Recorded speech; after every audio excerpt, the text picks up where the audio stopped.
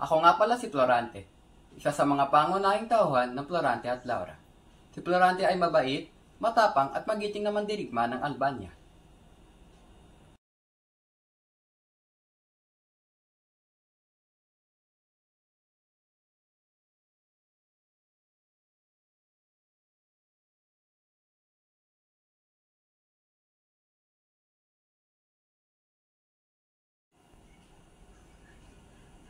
Pag-ibig anak ay aking nakilala.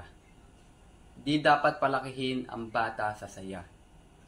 At sa katuwa ay kapag namihasa. Kung lumaki, walang hihinting ginhawa.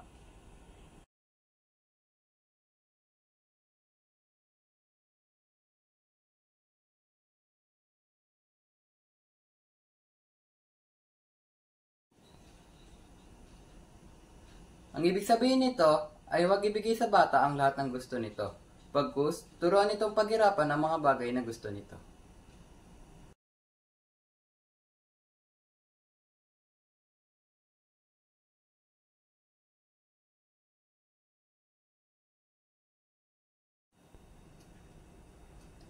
Ang payo ng Florante at Laura sa mga kabataang kagaya ko ay maging matatag at huwag mawawalan ng pag-asa na malutas ang problema.